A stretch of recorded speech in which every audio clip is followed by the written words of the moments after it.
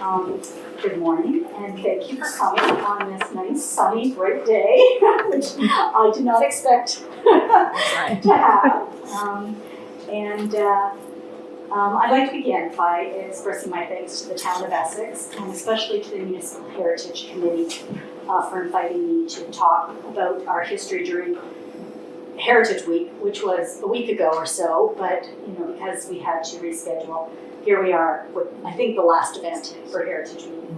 And of course, I'm naturally grateful for the opportunity to promote my book, but I'm also grateful for the opportunity to encourage a heightened awareness in the history of our community.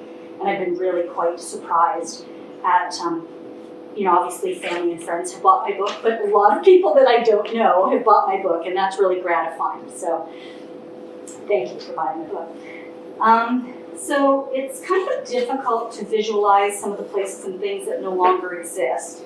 So we've distributed a handout. If you don't have a handout, they're just over there on the table. We can get one to you. Some of the things that are going to be on these slides are on this handout. There are more things on the, in the presentation, and unfortunately, the sun is sort of messing with our ability to see the screen. But in any case, we'll just carry on, and if you have questions, just let me know, and we can go over and point them out if we can find them. So I'm going to refer to these maps a little bit as we go through. Since we're celebrating the 150th anniversary of Essex Centre's founding this year, I thought it would be fitting to focus on 1873 and the factors that led to the village of Essex Centre rising up at this place. So we'll start far back in time.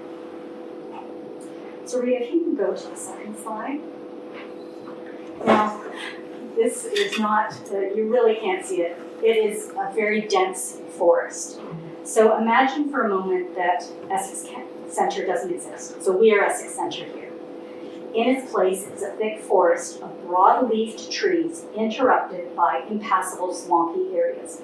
And this was depicted in a painting by P.J. Bainbridge that Sharon Mulcaster, thank you very much, Sharon, brought to my attention very early in my research. It has been said that a squirrel could jump from treetop to treetop between the North Shore of Lake Erie and Chatham-Kent and never touch the ground. And I'll thank Rita for reminding me of that, because Doug Robinson, who's an excellent storyteller, and some of you may know of him as Seamus Gunn, he appears in costume as a reenactor at some public events. He likes to tell people that story about the squirrels, and that is the truth. That's how thick the forest was. The next slide, please, Rita. Okay, so this is an image of Anna Jameson. She was generally just called Mrs. Jameson, and she was an Anglo-Irish art historian and writer who traveled through southwestern Ontario in the mid-1830s when her husband, who was a lawyer, was serving as the Attorney General for Upper Canada. And after her visit, she returned to England and wrote a descriptive travel log documenting her observations about early life in the province. It's a 2-volume set. It is pictured there. It's called Winter Studies and Summer Rambles in Canada. And it's well worth a read if you have the time. I believe it might be available on the Internet Archive because it's well up print. Her journey through Essex and Kent counties is covered in volume 2 of that set, and I quote her quite a bit in the first few chapters of the book. In her travelogue, Mrs. Jameson described her experience traveling west from Chatham. And so I'm just going to do a few readings as we go along so that you get a sense of what I've written about our history. Okay, so at the beginning of chapter 2, I say, a thick forest of trees and dark shadows engulfed the trail. In 1838, Mrs. Jameson would describe the vast depths of the woodlands in Upper Canada as a boundless sea of forest, within whose leafy recesses lay hidden as infinite a variety of life and movement as within the depths of the ocean. On her travels from Chatham, she was traveling west, she provides this evocative description, and here I'm just quoting her. Turning the horses' heads again westward, they plunged at once into the deep forest, where there was absolutely no road, no path, except that which is called a blazed path, where the trees marked on either side are the only direction to the traveler. How savagely, how solemnly wild it was.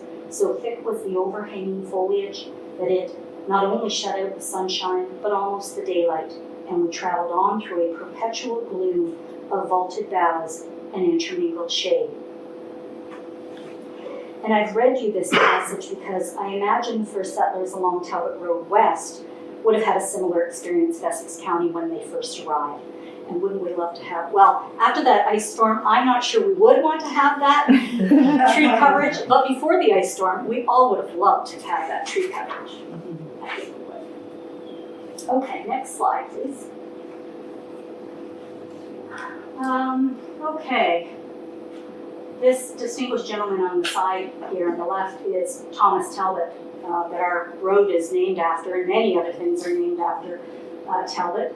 Unfortunately, you can't see the map, I'm sure, on the right-hand side, and I haven't given this one to you. It's a survey map of Maidstone Township from 1824, but after 1824, Colonel Talbot would jot people's names onto the survey map, old survey maps, and on this particular survey map, some of the earliest settlers are named. So you can see Irwin, Tryon, Story, I believe is on here, and then some others, probably all the way up to Alexander Taylor, who is one of Sharon Lancaster's ancestors. So how did the first settlers come to live on Talbot Road West? So the road was named after Thomas Talbot, a former British military officer who settled in Upper Canada in the early 1800s after receiving a large grant of land for his service to the Crown. Now, Talbot had been an aide-de-camp to John Gray Simcoe, who was Upper Canada's first lieutenant governor.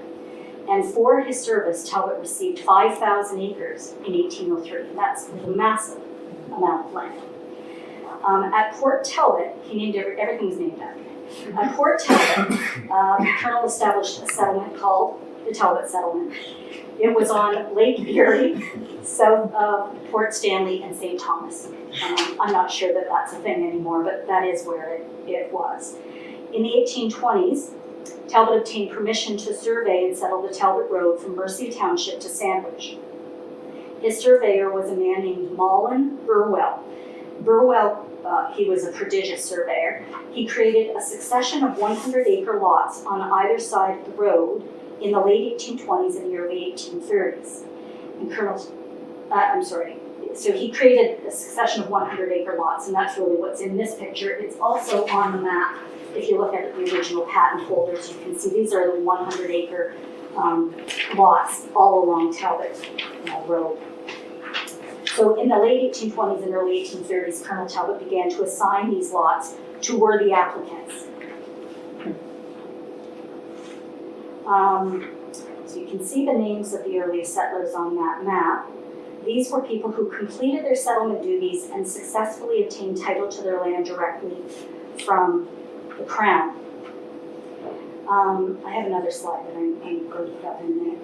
In the first chapter of The Rising Village, I describe what settlers experienced when they applied to Colonel Talbot for a plot of land.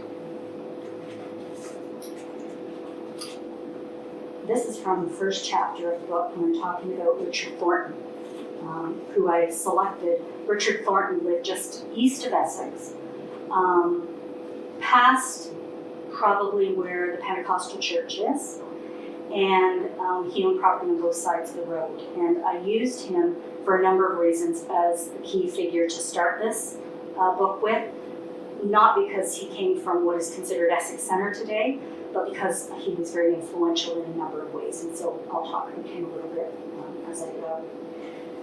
So this is what I wrote about settlers and what they would have experienced. First of all, applicants were generally not permitted to enter the Colonel's home.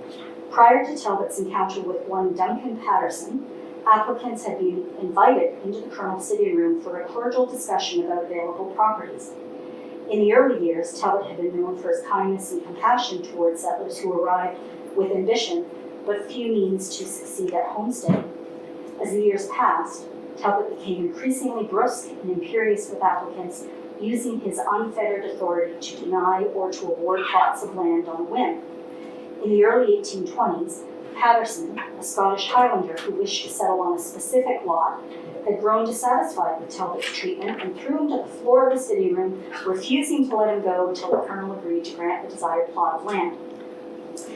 The incident ignited such a fear in Colonel Talbot that he no longer invited applicants and settlers into his home, but now preferred to conduct business only through a window overlooking his veranda. Thornton's initial experience of what he called everyone has called the audience window, would not have been unlike William Lewis Bobby's encounter with Talbot a few years later. You may recognize that name, it's definitely a Windsor name. Bobby was the son of James, or Jacques Bobby, a prominent politician and business leader in the Detroit River region, and he recorded his recollections of life in Essex County in an important historical work called Souvenirs of the Past. That work includes this excerpt on Bobby's visit to Colonel Talbot's home, and so now I'm quoting Bobby. Hitching our horses to the gate, we proceeded to the house, a couple of hundred yards from the road, which was situated on the bank and fronting Lake Erie, and mounting a flight of steps leading to the kitchen, found ourselves on a gallery extending the length of the house. Inquiring of the servant at the kitchen for Colonel Talbot, we were directed to proceed to a door at the other end of the gallery, and passing an open window were saluted in a very gruff voice with his usual salutation. "What do you want?"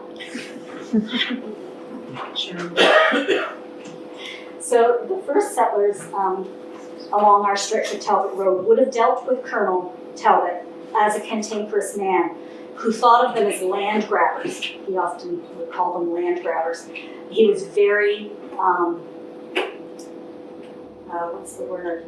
It wasn't his land, but he acted like it was his land, and he was doing you a favor by giving you his land, and there were a lot of rules around that land, and you should not break any of those rules or you take the land away. So one of those settlers was Richard Thornton, who had settled 6 years earlier in Mercia Township near Leamington. Not sure what my 6 years earlier refers to. It's a time thing. So Richard Thornton settled there in 1828. His name appears 3 times on this map of original patent holders just east of Essex, and you'll see that he appears twice on the north side of Talbot Road and once on the south side, all in Gosfield Township. There were several peculiarities about a settler's interaction with Colonel Talbot, but perhaps the most concerning practice was his use of survey maps as a settler's only proof of title to his property. So here's what I imagine happened to Richard Thornton in 1828 after Colonel Talbot agreed to give him 200 adjoining acres on the north side of Talbot Road. Near the end of his audience with Talbot, Thornton would have noted the Colonel's most pronounced peculiarity.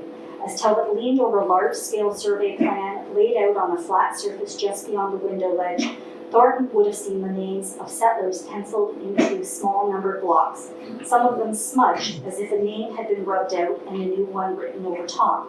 And this happens actually on this map because one of the settlers is indicated as Hugh Morgan on this map, but on another survey map it's rubbed out and it's James Weigel. And Weigel was the first to get a patent, but Hugh Morgan was there for a time, no idea what happened. Noticing this, Thornton would not have been wrong in concluding that the Colonel sometimes voided a settler's rights for non-completion of settlement duties and assigned the same lot to another more attentive settler. It was also widely known that some settlers were unsuccessful at fulfilling their settlement duties and simply abandoned their lots. As he perused his plan, the Colonel likely cautioned Thornton against any unauthorized exchanges or sales of lot locations, which he considered an egregious affront to his personal generosity. In 1837, Sir Francis Bondhead, then Lieutenant Governor of Upper Canada, described Talbot's restrictions as follows. If he deserts his lot, if he attempts to sell it, assign it, or if he neglects to perform his settlement duties, Colonel Talbot takes up a piece of India rubber which is attached to his pencil, and as he very justly expresses it, quote, just rubs him out, from which moment the man becomes as much a non-entity as the flame of a candle which has been blown out. By the pencil and India rubber, Colonel Talbot thus governs in solitude. By the one implement he rewards or attracts, by the other he punishes or repels his subjects. And as he is judge, jury, and executioner of his own law, I need scarcely add that there exists in no country on the surface of the globe an authority more despotic than the power which Colonel Talbot possesses. If Thornton had expected some form of official proof that Talbot had awarded him land, he would have been sorely disappointed. The only records of Talbot's land transactions were the large-scale township plans on which he penciled settlers' names. The Colonel famously refused to collect and remit settlement fees to the province, or to provide the government with official documentation on where people were settled. Thus, Talbot's precarious scribble on a survey plan would be Thornton's only title to the property. While Thornton waited patiently, Colonel Talbot penciled his name on 2 adjacent lots located on the north side of Talbot Road West at the westernmost boundary of Gosfield Township, close to the township border with Colchester. In ceremonial fashion, Talbot would allow applicants to view their names inscribed on the promised lots. After Thornton took his one and only glimpse of his name inscribed on lots 279 and 280, Talbot would have bid Thornton adieu with a dismissive flick of the wrist and then slammed his audience window shut. Richard Thornton of Mercia was now Richard Thornton of Gosfield. So I think that gives you an idea of how the earliest settlers, I think it's sort of important to include Colonel Talbot in the story because he's quite an interesting character, and B, you had to go and apply to him. So all of those original settlers would have gone up there and done that application process directly with him. It's not like there were agents who could do that for you, and you were answerable to Colonel Talbot. Okay, next slide, please, Rita. So this is obviously the map that I've given you. And I'm going to fast forward to the mid-19th century when all the lots fronting on Talbot Road, both on the north and the south side, were settled, and Talbot Road was moderately more passable than it had been in the days of Mrs. Jameson's visit. As a condition of receiving the title to their land, the first settlers were required to build a house, reside on their lots, clear half the road, and clear and fence 10 acres next to the road. Colonel Talbot is credited with being one of the first major road builders in Canada, but it was in fact the first settlers who did all the work. In and around Essex, the people who initially cleared the road for us were surnamed Tryon, Irwin, McEwen, Story, and Thornton, to name a few. You can see these names. Now, just referring to this map, it's an 1832 map of Gosfield Township. So I think the other one was Maidstone Township. It's interesting that both Maidstone Township and Gosfield Township maps include this little wedge of Colchester Township. Mm-hmm. So frequently, and they even would sometimes include them in their census. So there was like confusion over who was responsible for this little wedge. So I adapted this 1832 map to add these blue lines that you see on your handout. You can't see them so well. I've labeled the townships, so you can see Colchester Township, Gosfield, and Maidstone. I've labeled the town lines as well, so you can very clearly see the very straight town lines. It's as if someone drew them with a ruler. It really does look like they took the map of Essex County and they just drew lines with a ruler. In that wedge of Colchester Township, you can see Irwin and Tryon. Their lots were on the north side of Talbot Road. And in time, some of John McEwen's lot was annexed to become part of Essex Centre. On the south side of the road, you'll see James Weigel, Thomas Story, and a portion of John McAllister's lot were in that wedge as well. Story's property was sold to a man named Stephen Brooker in 1850 and remained in the Brooker family until the railroad went through. That's when the Brookers started to sell. And the Brooker settlement, some of the family members went up and they started the Brooker settlement. Today we would call the north side of Talbot Road the east side of Talbot Street. And the south side of Talbot Road is the west side of Talbot Street. I explain that in the book. At some point, I think when municipal addresses became necessary, they had to choose. And so the town, I think it was the town treasurer, maybe Mr. Beaman, who decided that this side would be east and the other side would be west. So the abutting properties in Maidstone and Gosfield townships would become increasingly important in time and would be annexed. John McAllister's Lot 284 was purchased by Timothy Jones in 1857, and today we associate that property with Essex District High School. The Jones family was very influential, but it was John McAllister who patented the property. George Dewars Jr.'s lot across the street from McAllister was purchased by James Robinson in 1847. And that's the property that we associate with Tim Hortons, and it extends all the way over to the Hopwood Side Road. On the east side of Essex, you'll see John McEwen's property. It stretched from Fairview Avenue to the point where Irwin Avenue curves and meets County Road 34.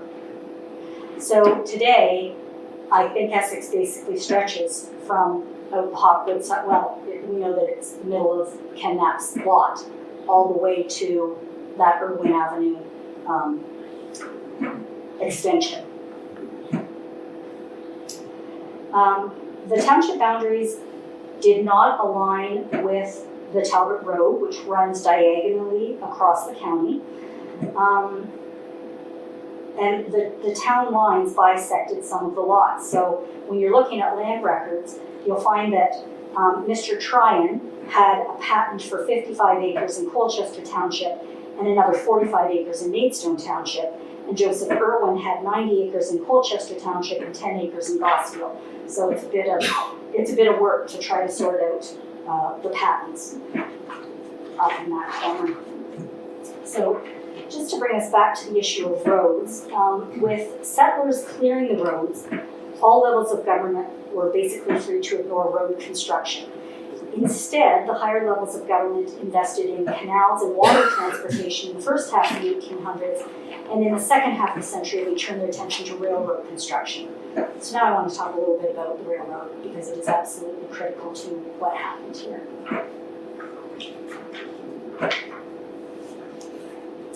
Rita, you can put up the next slide just to give us. The next slide is actually this map here on the bottom of that first page.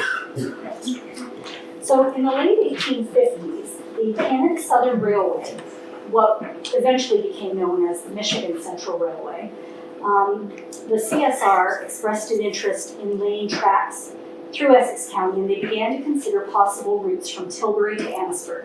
And at that time, Windsor was not the going concern that it later became. So the railways company's goal was to connect Buffalo, New York, and the American Eastern Seaboard to Chicago and the American Midwest. And they wanted to do this by taking a shortcut through Canada and then crossing the Detroit River near Amherstburg. Amherstburg and Sandwich were prominent at that time. The company ultimately devised a system of boats and bridges to cross the islands in the Detroit River at the foot of Texas Road, what they called Gordon for a while. Might still be, some people might still call it that. That kind of seems crazy to us. So imagine the train gets to Gordon. They've got to get a boat to take something across to the next island, Stony Island, or over to Grove Seal eventually. And so a system of boats, more rail track, more boats over to Michigan. After they reached Trenton, Michigan, the trains would then proceed north to Detroit and on to Chicago. So what I say in my book is, I'm sure that was very scenic. I don't think we can even imagine doing that today because the Ambassador Bridge is in our minds. But that was the route that they took and held on to for some time. So while the railway company was deciding how they would run the tracks from Tilbury to Amherstburg, some people in Essex County took a particular interest in trying to predict the route that the CSR would choose. Richard Thornton of Gosfield Township was one such resident. So you'll see, again, just referring back to this original patent holder's map. So he had the 2 lots on the north side of Talbot Road, and he had one on the south side by this point in time. Then he purchased 2 more lots on the south side of the road. One was the George Fulmer lot, and the other one was Archibald Brown's lot. He ultimately ended up with nearly 500 acres of land. Brown's lot was of particular importance to Thornton when the railway began to consider the route for the tracks. So if you look at this map here, bright white circles, yeah. That's too bad. You can kind of see a blue line. The blue line is the route that the railroad ultimately took, passing by the train station here. The orange line is the option that Richard Thornton was betting on. And you'll see that on the handout that I've got circled tollgate. Richard Thornton actually owned part of the Talbot Road for a good chunk of his life, or a good portion of his life, I guess, maybe the first 30 years of the settlement for him on Talbot Road. And he was banking on the railroad coming down that orange line. We'll return to the green line in a minute. In a move that may have been a bid to entice the railroad to select the route that passed through his property near the intersection of Talbot Road and Gosfield Town Line, where the that donation center is right now, Goodwill Donation Center, right there. He built a spacious hotel. Again, we can't imagine it because it doesn't exist. It never existed in any of our lifetimes. So, but he did. I gotta do my reading. He did build a hotel, and this is what I write about this hotel. The story of how Richard Thornton came to build a large frame house at the corner of Gosfield Town Line and Talbot Road is best told by the Essex Centre Chronicle, the first newspaper published in the settlement. And this comes from July of 1881. Many years ago, the Canada Southern Railway was surveyed along several lines of route before the final selection was made. The traveller passing between Essex Centre and Cottle will notice the clearing through the woods on each side of the highway where the railroad was laid out in the early days of the enterprise.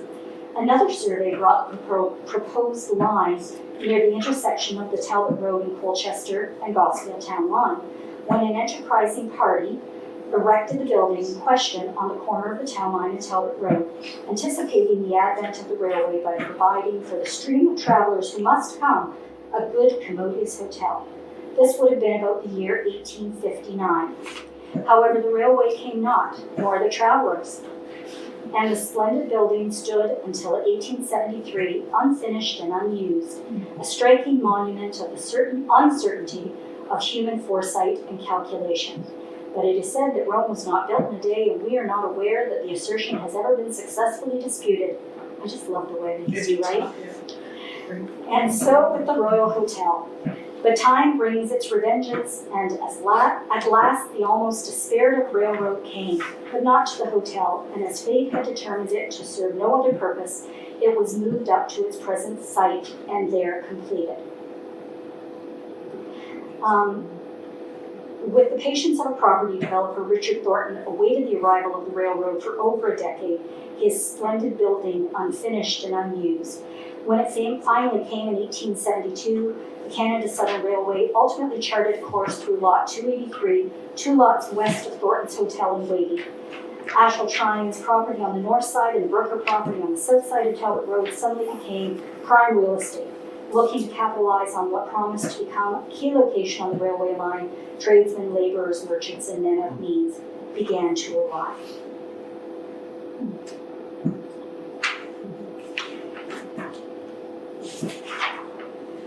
Okay, maybe we can go to the next slide. So this is actually a photograph that appears on page 85 of the book. You might be able to see there's a building in the background and there's a band coming down the street. It was a Califunkian parade, we called it back then. We don't have them anymore. We expect our bands to play music in tune, but a Califunkian parade was this discordant music and all kinds of other nonsense. I think everyone could join in. So the van's coming down the road, there's a boy with a dog and various other, and there are some relatives of mine are in the picture, and this is probably why the Free Press held on to it. But this was the Royal Hotel. It existed at this location from 1873 to 1911, and it is basically where the Royal Canadian Legion is today. It was sold in 1872. Richard Thornton was getting up in age. He was 78, I think, about that time, 77, 78. He sold his hotel to Alexander Cameron, and Cameron is very closely associated with Essex as well as an early community builder. So I'll get to him in a moment. Richard Thornton died in April of 1874 at the age of 79, 1 year after his splendid hotel opened.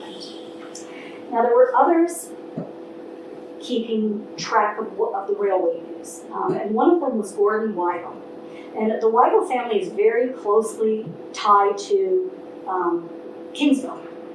But there were many Weigels in Essex in the early days. I'm not sure if the Weigels, there are descendants of the Weigels still in Essex or not, probably. But their influence has kind of been overlooked, I think. Gordon Weigel was the owner of the stagecoach service that traveled along Talbot Road daily between Windsor and Leamington. He was also a resident of Gosfield Township, and he thought he could make a difference as well. So Rita, can you go to the next slide? Oh, okay, we're back to the green line. It's the same map, the green line. So the green line is the option that Gordon Weigel was banking on when he built his Palmerston Villa Hotel just west of Essex. And if you turn over the handout, you'll see, I'm going to be referring to this map that I've labeled Greenfield. I think it's the next slide, actually, Rita. Yeah, there we go. There, in black and white, it's not quite so hard to see.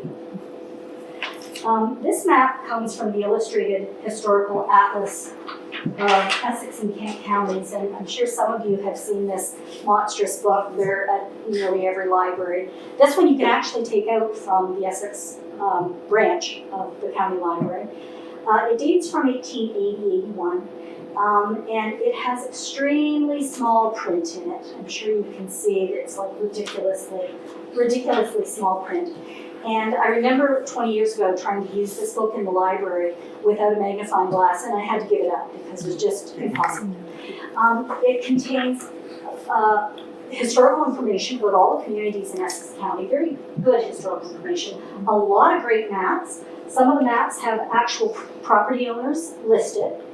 It also includes two directories. One is a directory of subscribers, so if you bought it, you would get your name in, I suppose, in advance. You buy it in advance, you get your name in it. And the other one is property holders. You might own the property, you might rent the property, you might lease it, whatever. And it's for Essex and Kent County. Luckily, this has been digitized, and you can find it on the Internet Archive and various other places, and SWODA, the Southwestern Ontario Digital Archive at the University of Windsor is really useful. I told you that. So again, I've taken this map and I've altered it to show you where the various property owners existed, but also to point out where Greenfield was and where school section number 5, schoolhouse, was. I believe that's actually a church as well. It's not shown very well. So there was a church and a schoolhouse on Alexander Taylor and John Jones's property. The Greenfield settlement, so it was located, just past the bend in the road at Countryside Chrysler and the Wilson Side Road, more down on the other end near the Wilson Side Road. Now, the name Greenfield was attached to it later in time, but it didn't stick. If you go in the Essex Free Press in the 1890s, 95 to, probably into the 1900s, there would be news from Greenfield. Sharon, you've spotted it before. I think it was a name they just gave to it, but it was never really named that. It was unnamed. But because it's difficult to describe what you're talking about, I chose to use Greenfield as the name. Okay. So in chapter 4, I write a little bit about Gordon Weigel. And his Palmerston Hotel, and this is what I've written. Like Richard Thornton, Gordon Weigel had also evaluated the various survey routes proposed for the railroad. Having succeeded his father in 1869 as proprietor of the stage line, Weigel was very familiar with Talbot Road and its residents. In April 1870, betting on the survey route that would take the railway through Maidstone Township, Weigel purchased 2 acres of Alexander Taylor's property. Alexander Taylor's property, that's lot 287, north side of Talbot Road. And he built a framed structured hotel called Palmerston Villa, 1.5 miles west of the future village of Essex Centre. Unlike Thornton's uninhabited building on the east side of Gosfield town line, Weigel's hotel was built in a small community called Greenfield. The adjoining properties, patented by John Jones and Alexander Taylor, had evolved into a small settlement when a log schoolhouse for Maidstone School Section Number 5 was built on a half-acre parcel of Jones's property in 1854. A financial ledger kept by William Ellis, the Secretary-Treasurer for the Board of Trustees, predictably shows contributions from Maidstone Township, meaning the municipality itself, and residents of the immediate vicinity. Surnames include Ellis, Collins, Little, Thompson, Taylor, and Wilson. A surprising aspect of the ledger is its inclusion of contributions from Colchester's School Section Number 8. It seems that the 2 school sections collaborated in their support of rural education because residents of the future village of Essex Centre are also listed in the ledger. Surnames include Robinson, Weigel, Irwin, Dewhurst, and Tryon. It is clear from the ledger that the residents of a long stretch of Talbot Road West, including the stretch that would transform into the village of Essex Centre, supported the Greenfield Schoolhouse by sending their children to it. I don't know how they got there. It's quite a distance for a child to walk. As happened in many small communities, the schoolhouse also served as a place of worship. In 1854, a minister of the Methodist Episcopal Church, Reverend E. Draper, began offering services at the schoolhouse. In 1862, residents John Henry Jones and James Robinson, and you'll see James Robinson down here, so we've got Essex Centre, Tryon, James Robinson, that's it. And right behind him, John Henry Jones, who was actually in Maidstone Township, but John Henry Jones was very active in Essex Centre. They raised subscriptions or promises to contribute a specific amount of money in aid of the project. And those subscriptions were to fund a church building. So a corner of the Taylor property was purchased and a frame building known locally as the Swamp Church was completed in 1863. With a school, a Methodist Episcopal church, a hotel, and a stagecoach stop, Greenfield would certainly have been an ideal location for a railway crossing. When it became clear that the Canada Southern Railway would not cross Talbot Road at Greenfield or at Gosfield Town Line, but would instead traverse the Tryon and Brooker properties, Thornton and Weigel both acted quickly. In July of 1872, Weigel purchased a portion of Lot 283 STR. The STR is South Talbot Road, patented by Thomas Story, but by then owned by Stephen Brooker's son, Stapley. So you can see Brooker, the name Brooker, down on the bottom. In that same year, Weigel sold his stage line to Angus Mackay of Ingersoll and moved Palmerston Villa to the property that would eventually be home to the Grand Central Hotel. So,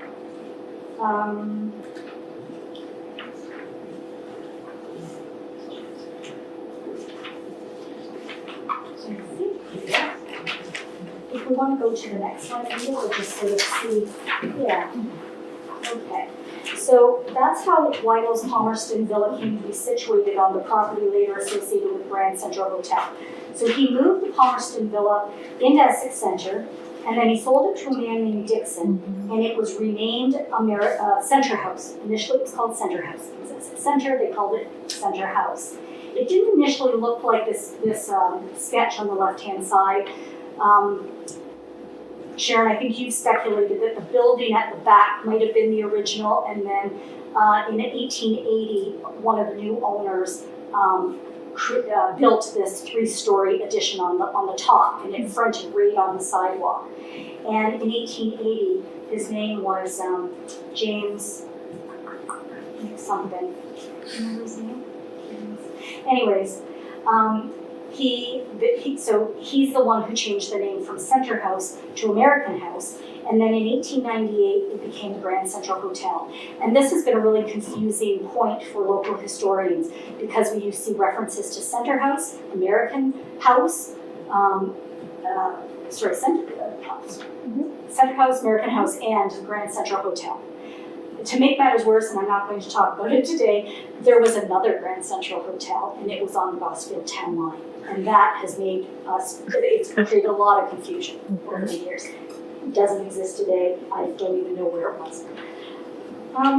Okay. So the sketch on the left comes from John E. Johnson's brief sketch and short history of the town of Essex. And I refer to this extensively in my book.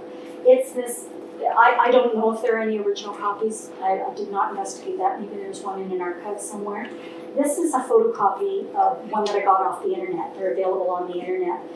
And Johnson he published it in 1889 when he was the owner of the Essex Liberal. And it was one of the early papers, and it was, in fact, the predecessor of the Essex Free Press.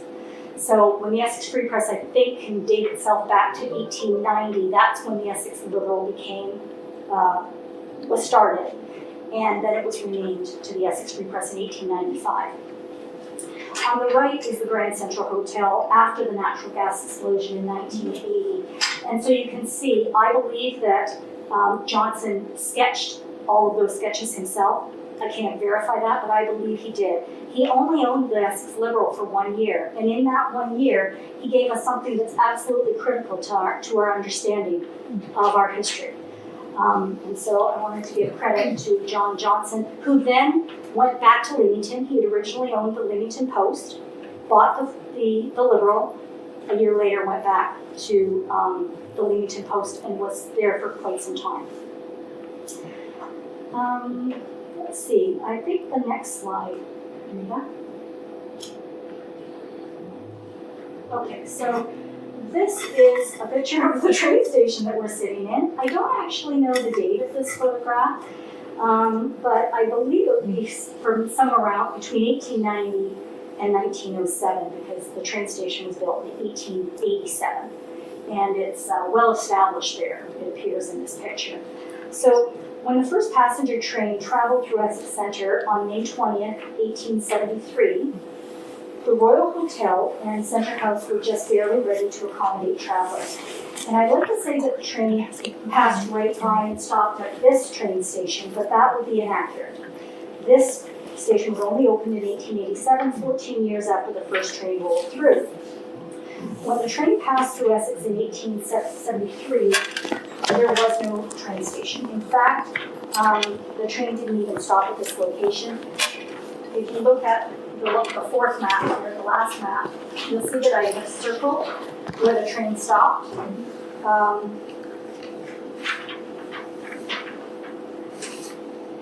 It was at that wonky intersection where Maidstone Town Line and Gosfield Town Line and Arthur Avenue meet, and someday maybe we'll get a roundabout there. But I'm not holding my breath at this point. Do you think we'll ever get a roundabout there, Jeff? Yeah?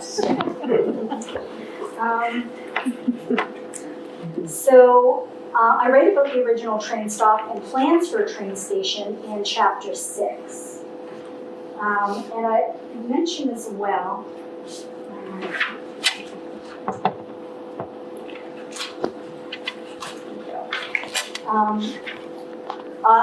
earlier I mentioned John Henry Jones, and on that map he lived just behind the Robinson property. He would have at the time owned that property that as you're leaving Essex past the wonky intersection, it would have been that property just there off to the left. So before you hit the actual roundabout. He was an early correspondent for Essex Centre. He submitted articles to the Essex Record, which was not a newspaper from Essex. It was a Windsor and Sandwich-based newspaper. And he was a temperance man who was a spokesperson for the Prohibition movement. And his property was in Maidstone Township, just past that wonky intersection. And this is what I've written about that. According to a report that appeared in the Essex Record, the opening day for passenger travel and freight transportation along the Canada Southern Railway in Essex County was May 20th, 1873. At Essex Centre, travellers could board or disembark from the eastbound train at 8:12 in the morning and the westbound train at 3:45 p.m. So you could go twice a day. Just 3 weeks before this train went through on May 20th, the Essex Record had announced that a train station would be built on the property of John Henry Jones, where the tracks cross the Maidstone town line. And then there's a description of the negotiations, but they had not been finalized. Mr. Finney says it will be as nice a station as there will be along the line. The deeds are expected every day when work upon it will be immediately commenced.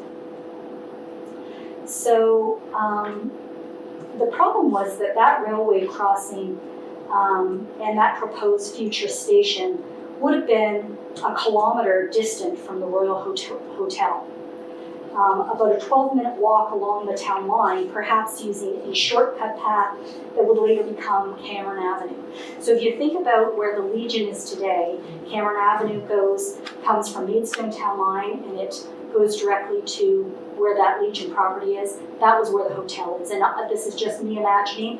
I believe that Cameron Avenue developed because people wanted a shortcut path from this inconvenient train stop to the hotel.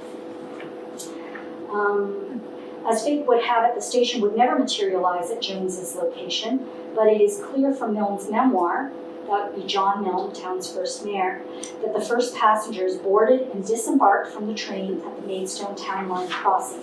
What he wrote in his memoir is this: there was no railway station, the train stopped and delivered passengers and freight at where the railway crosses the Maidstone town line. So John Milne was instrumental in getting the train station moved here, a much more convenient location. And Cameron Avenue that I just described was named for Alexander Cameron, who was a Windsor lawyer and a land speculator who bought 50 acres of land on the south side of Talbot Road in 1869. So he was well ahead of the railroad. He was paying attention, just like Thornton and Weigel. And he bought this 50 acres on the other side from the Legion today. He owned that 50 acres. And then in April of 1872, Cameron partnered with a man named George Wilson, an insurance and land agent from Amherstburg. And together they purchased a large portion of the Tryon property on the north side of the road. It's the property that runs from the Libro Credit Union's parking lot all the way down to the Bank of Montreal. It actually didn't. That little bit where the Royal Bank sits is actually on the former Maidstone Township property. So that same year, 1872, Thornton sold his impressive but unfinished building to Alexander Cameron, who moved it to the side of the tracks. And the Essex Record reported that Cameron intended to call it the Essex Centre Great Southern Railway Hotel, but by the time it opened, it was called the Royal Hotel. John Milne was a new arrival to Essex Centre in the spring of 1873. So now I'm bringing us up to 1873. That was the lead up to 1873.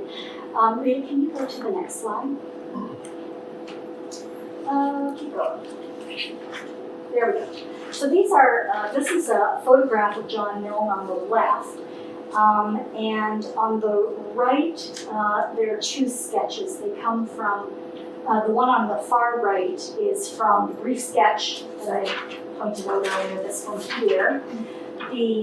The sketch in the center comes from the Illustrated Historical Atlas, and the portrait comes from a book called Men of Canada. Many people from Essex County got into this. It was a multi-volume work, but John Milne had an entry in Men of Canada as well. So in 1890, John Milne would be acclaimed as the newly incorporated town's first mayor. By that point in time, he had turned a sawmill into a large manufacturing operation, and had built a 3-story building on Talbot Street near Arthur Avenue called the Essex Industrial Works. And I noticed earlier, I went around looking at the pictures, I don't have one here, but it's the top picture in the back corner, that it's kind of a classic picture. That was the industrial works that sat at the foot of Laird Avenue and Talbot. Basically where the Southland Plaza is and the No Frills, that was the sawmill that he originally bought, and he built it into a big sawmill wood industrial operation. At one point, by the time he was done with the property, he was building tractors. Okay, so I thought that I would just point out that the front cover of the book gives you a good view of the opposite side of the street. By 1890, the downtown core was lined with ornate 2- and 3-story commercial buildings. But when John Milne arrived in the spring of 1873, there was nearly nothing here. The CSR tracks were still being laid and the first train had not yet passed through town. By all accounts, the spring was very wet. And this is what I've written about his arrival. It was during this uncommonly wet spring that 34-year-old John Milne made his first trip to Essex Centre by pony, riding from Canfield, Ontario, just east of Cayuga, and following the Talbot Road a distance of about 200 miles. As the CSR would not open the new rail line for pedestrian and freight traffic until May 20th, Milne's options for transportation were limited. According to his memoir, he arrived at the Essex crossing about 5 o'clock in the afternoon on the 3rd day. So imagine taking 3 days to go 200 miles, right? His memoir provides his initial impression of Essex, and this is what it says. There were only 2 log houses where the present town of Essex now stands, but the Royal Hotel was being built where the present electric railway station now is. The carpenters were working inside. So when he wrote this in 1929, I think, in the 1920s, earlier than that, the electric railway station was on the property where the Legion is today. So first it was the Royal Hotel, then it was the electric train station, and eventually someday it became the Legion, and I'm not sure when that happened. John Milne continues, I met Mr. McLeod, there you go.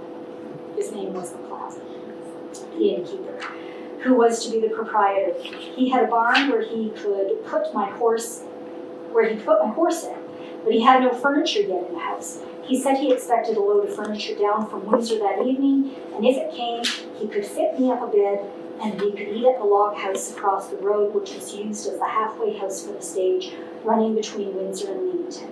I put my horse in the stable and waited. In about 2 hours, there came down a great big load of furniture, and I helped to carry up the furniture in the bedroom I would sleep in. So I was the first guest to sleep in a hotel in Essex. Now, in the 3 R's of Essex, I'm sure many of you have read Evelyn Walker's little book. This is the second edition that I have here. She identifies the 2 log houses as the halfway house for the stagecoach and the home of James Robinson. And the home of James Robinson is right here, number 24. It's a long picture of it. That photograph apparently has been sent up to the archives. I did try to get a copy, but I could not get any cooperation. So, because I think it would be nice for us in the community to have an original, a scanned copy of the photograph. So I'll work on that maybe. As the nucleus of Essex Centre was oriented towards the north end of Talbot Street in early 1873, it's not surprising that these 2 log structures, both on the north side of the tracks, form the extent of residential development.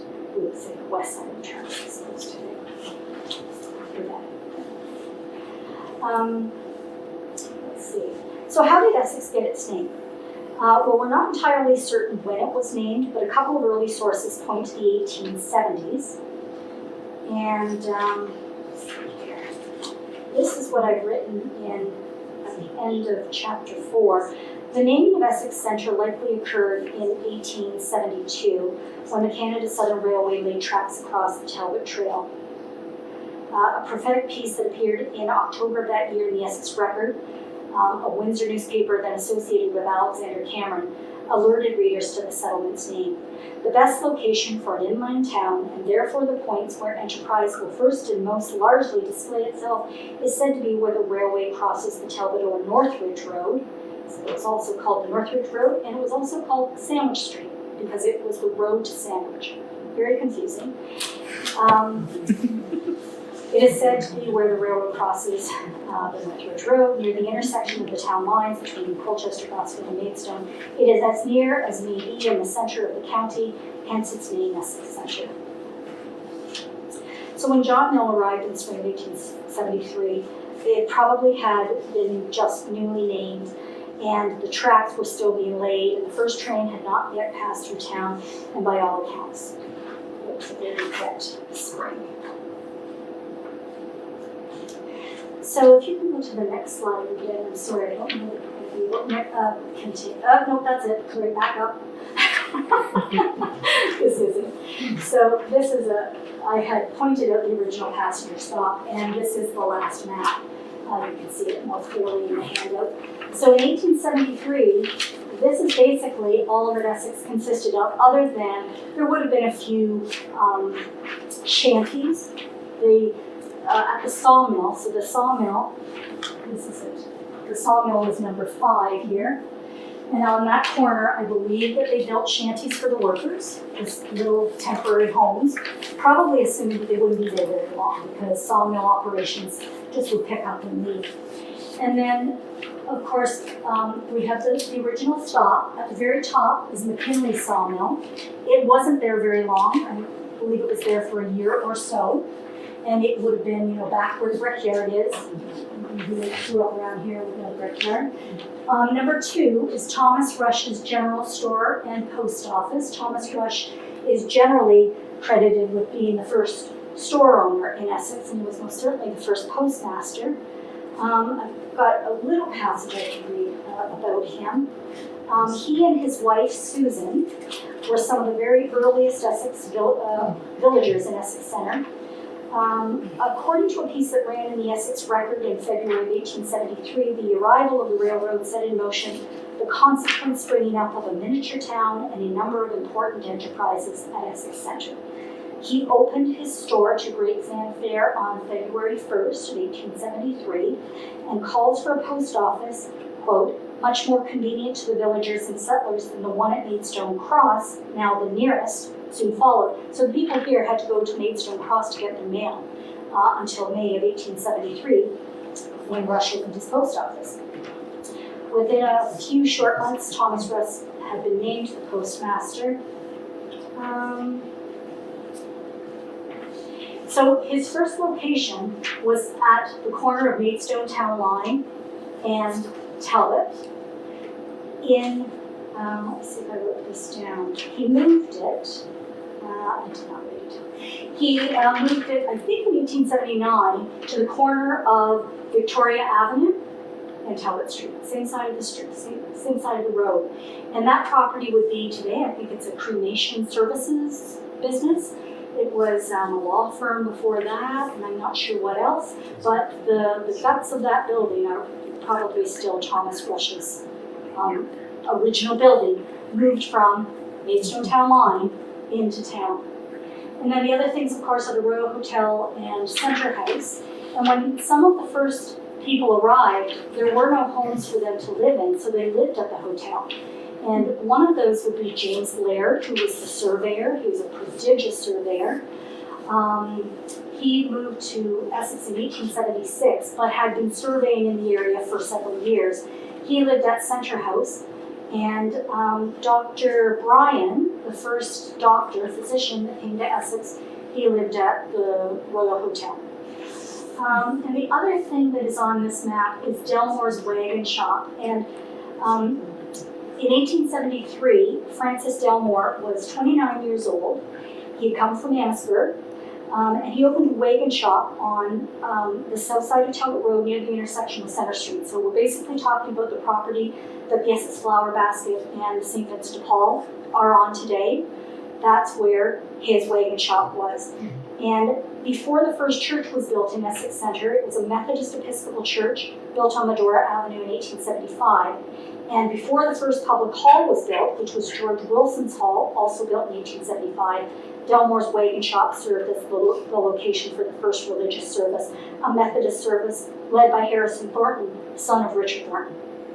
It's all very much kind of tied together.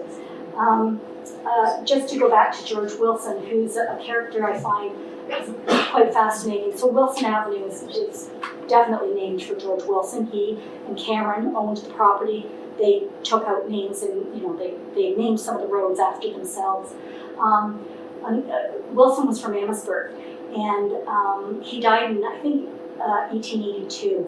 But he was absolutely instrumental in our origins because where there was a need, he would try to fill it. And although he lived and worked out of Amherstburg, he must have probably had a room at one of the hotels because he was very influential here. He built a warehouse, the warehouse that was right across the tracks from the train station and exploded in 1907. There are pictures. I'm sure there are pictures here. There's one there, but it doesn't show. It shows only the train station. The larger picture has Green's warehouse. It has a little cupola on the top of it. And George Wilson built that warehouse because he knew if there was a train, farmers needed somewhere to store their grain, their livestock, so he created a property where people could bring their goods for awaiting transportation. And the other thing that George Wilson did is he built a two-story building on the property that would be today somewhere between, it's in the block between the RBC and the Liberal Credit Union, right sort of smack dab in the middle of that property. He built a two-story building that appears on some maps, but I've never seen a picture of it. And on the ground floor, there were 3 commercial units that he rented out. One was his own store for a while called Wilson's Store. I think it was also called Essex. And then on the second floor, though, he created a hall, and they called it Wilson's Hall, or Essex Hall was often called that as well. Because for a community to exist and to continue, you have to have a school, you need churches, and you need a community hall where people can gather. And so he was one of those early people who saw the need and had the means to fill them, as was John Milne, as was Alexander Cameron, these builders, and Gordon Wilde. Okay, so just to go back, at the end of 1873, Essex Centre was still in its infancy. It was part of Colchester Township but had no local councillors. All of the township council lived closer to the lake. It had no church, no school, no public hall. It had not yet been drained, and the roads were said to be a deplorable muddy mess for most of the year. The main road into town was owned by Alexander Cameron, who demanded that toll be paid to enter the village from the south and the east. This is that toll booth that's near the Gosfield town line. And despite the challenges, by the end of the year, the settlement was starting to attract ambitious, hard-working people. So I thought I would finish there. Because we can't see the screen very well, I don't think there's probably much point. And I was going to show you some images of Essex and point out some features. What do you want to do that? Sure. Okay, take your time. Let's see. Okay, that's just Thomas rushing the property. Sorry, I should have moved on and I didn't. Keep going, Rita. Oh, that's the Essex Industrial Works. They have stickers up on the wall. Keep going. Yeah. Okay. So this is a postcard that we can date after 1907 because it depicts a snowy street and the electric streetcar. But it was still the days of horse and buggy, and you can see. 39. Where is it, Jeff? Right there. Oh yeah, this one down here. Yeah. Yep, same one. Exactly. Yeah. And so you can see, these on the front cover. This is one of the best pictures that we have, and that's why I used it. But you can see some of these buildings depicted here as well. Let's go to the next one, Rita. Oh, this one's not so good. Let's not stop with it then. You like Brooklyn? Yeah, they're not all in the book. What I wanted to do is just, these beautiful buildings are such a mystery to us because they don't exist anymore. Thanks for coming. Okay. Yeah. I would just point out that this building here is on the property that is today the Essex Flower Basket. Center Street is between those buildings, you really can't see it. This building here hasn't existed in my lifetime. I'm not sure if anybody remembers when it was called the Craddock Building.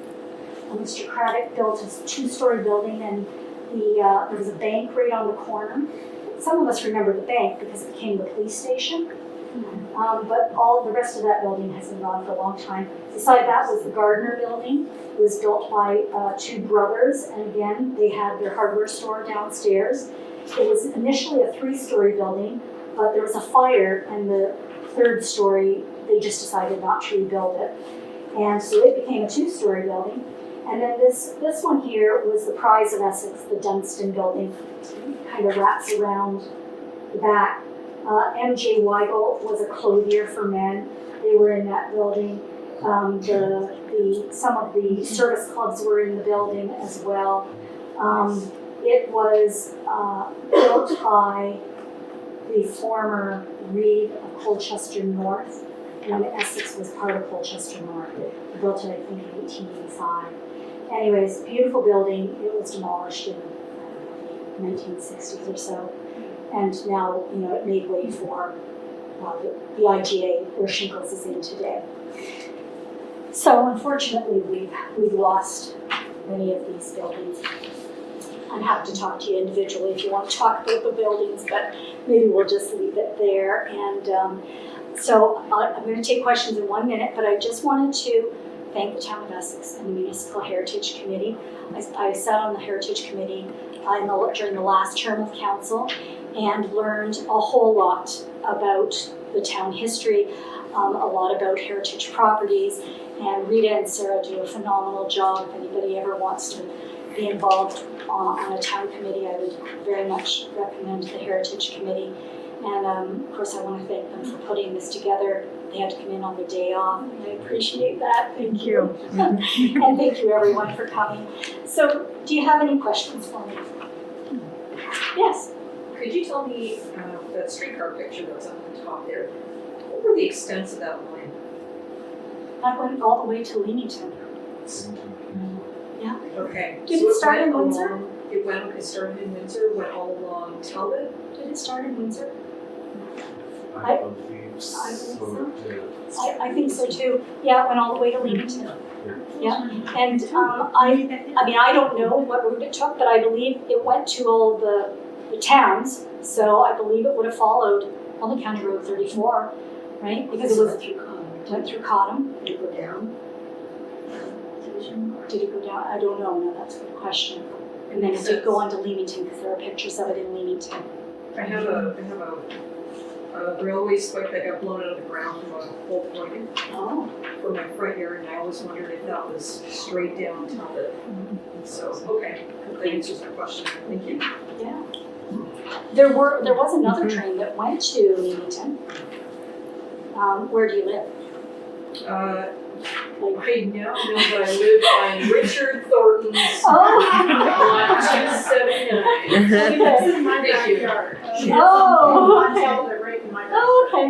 Yeah, probably it could have been. Okay. I feed her once in a while. And my cat. I was gonna say her or her cat. You know my cat too? No, I don't, but I know Jill's love of stray cats. Down school on the south side of 23, like south of the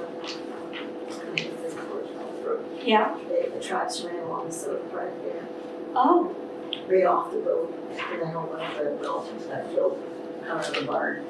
Oh. So on the south side of her, they call it. The west side, I so was the other here. side. So it wasn't right on the road? It wasn't on the road, it was over. Over. On the Oh, side. okay. So maybe in town it had to go right down the middle of the road because of the way, things had developed. Interesting.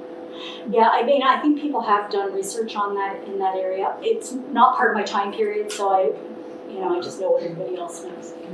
Yes? I'm curious, the Essex Free Press building, inside, which nobody can go into anymore. Yeah. They have that huge map on the wall. Who owns that? Does that belong to them, the Free Press? Yeah, I think Evelyn Walker years ago came into possession of it. It was in a farmer's barn. And that's how it ended up in the Free Press. It's only part of the Wally map Yeah. and I do write about that. I believe the Harrow Early Immigrant Research Society has an original copy of that map.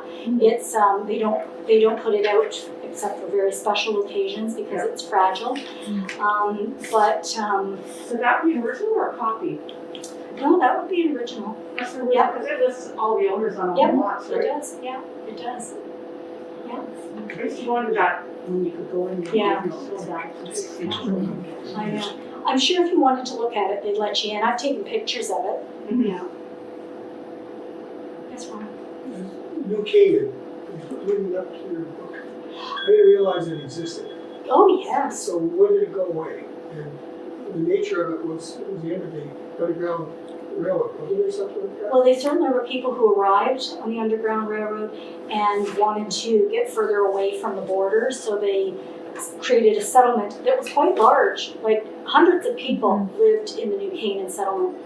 When did it, I think that when it was safe for people to go wherever they wanted to go, right? Even possibly back to the United States, they dispersed.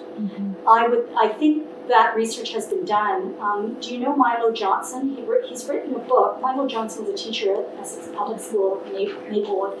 And he's written a book called New Canaan.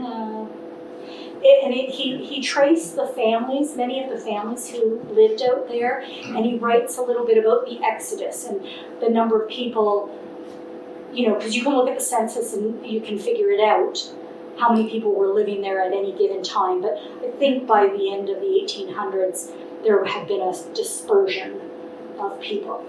Yeah. But Delos Davis, who is another figure that kind of fascinates me, he was a lawyer. He was the first black lawyer in Ontario, but not the first in Canada. I think he was the third called to the bar in Canada. And he had quite a struggle becoming a lawyer. First he became a solicitor, and then a few years later they allowed him to become a lawyer.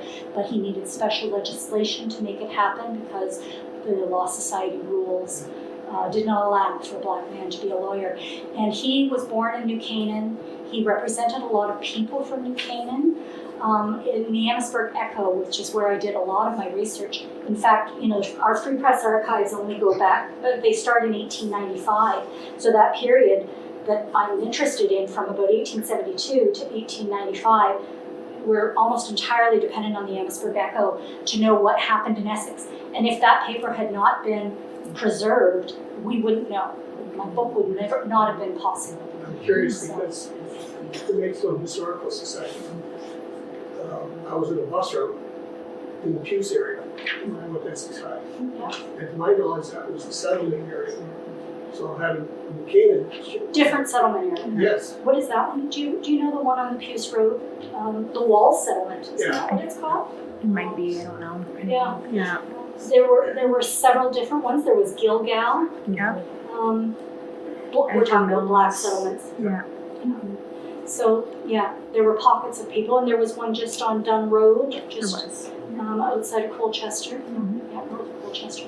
Yeah, it's it's very, very interesting. Many people are documenting those communities.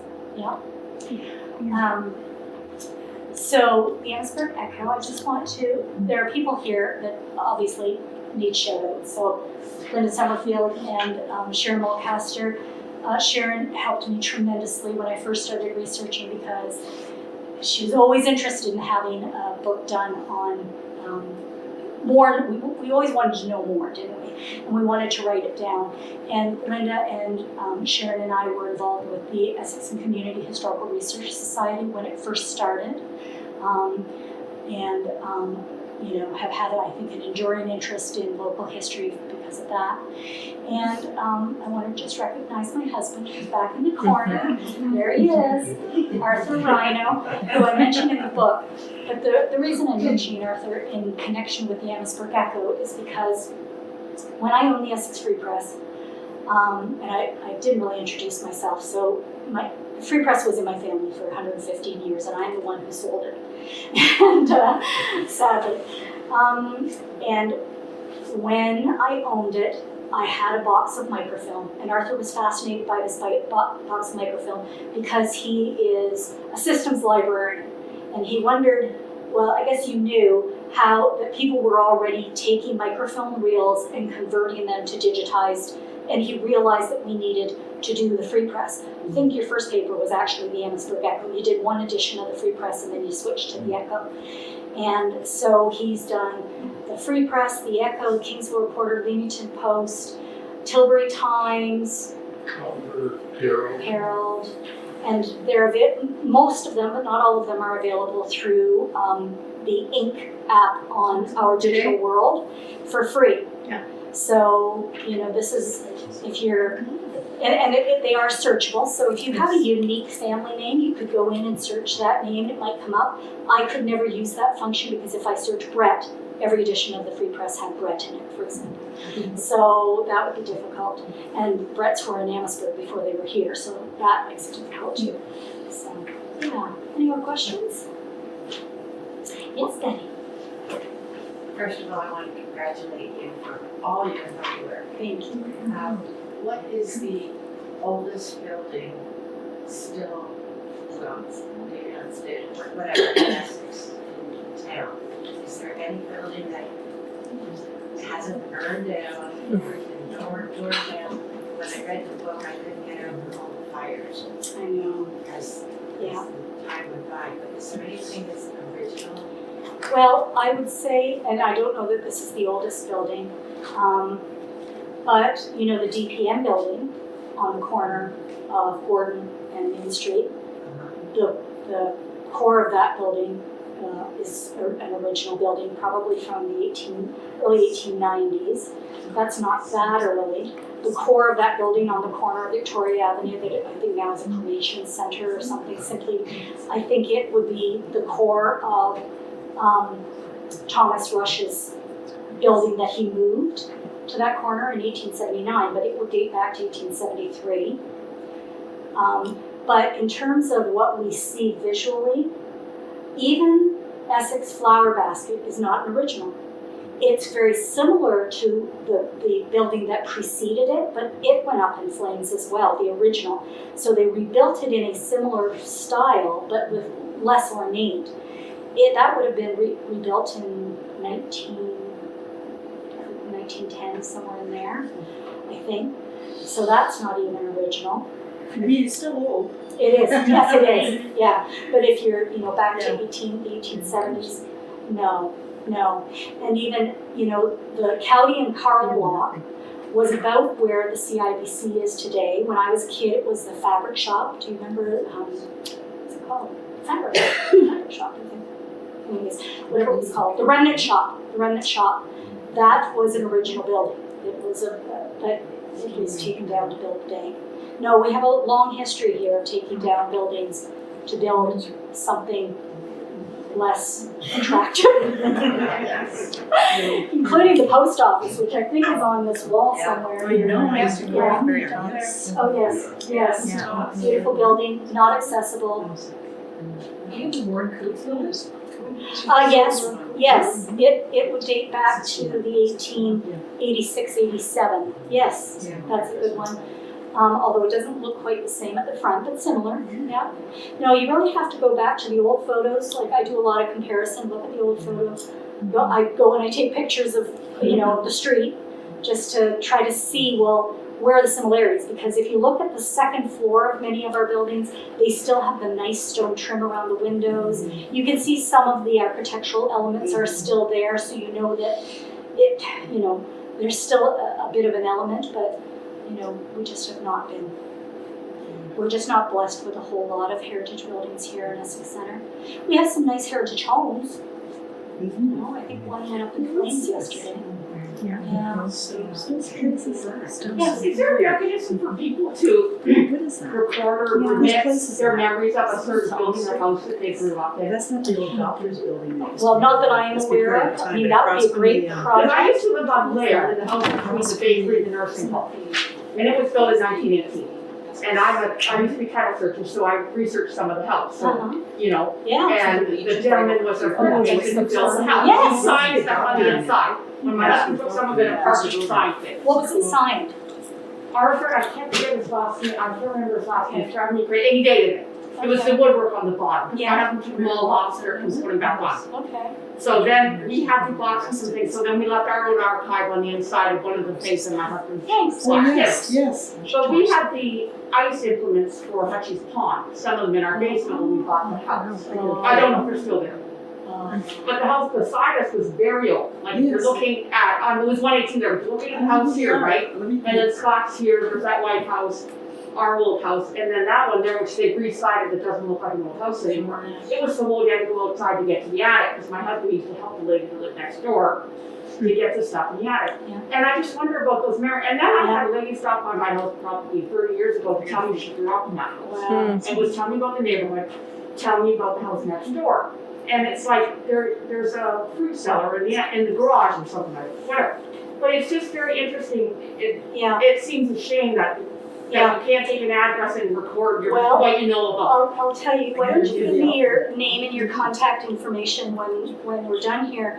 Because one of the things that they've done at the Marsh Collection, which is the Historical Society, oh, it's hot over here, the Historical Society in Amherstburg, is there was a woman who basically did that for all of their heritage properties.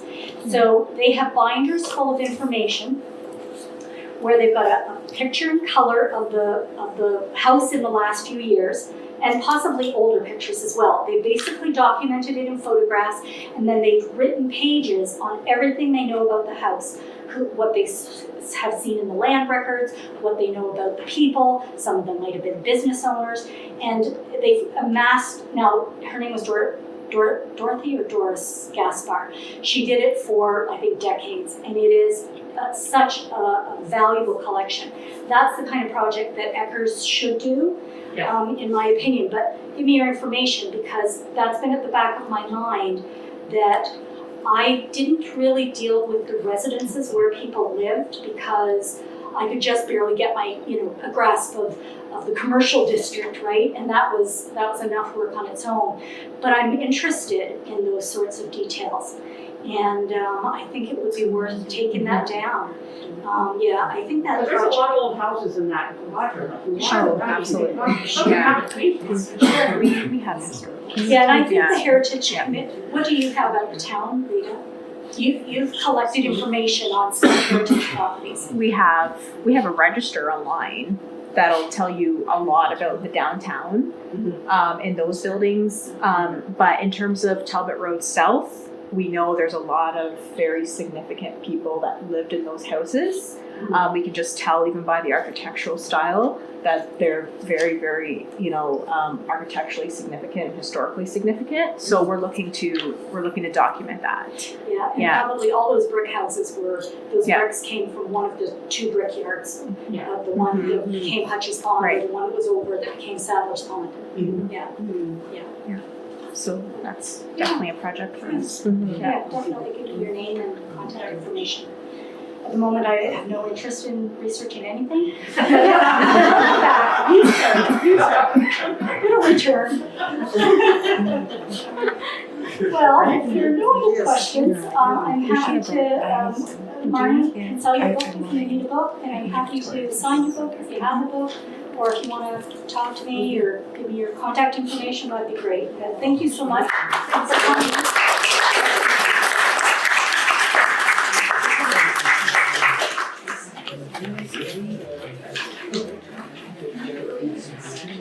Oh, okay. So, Go ahead.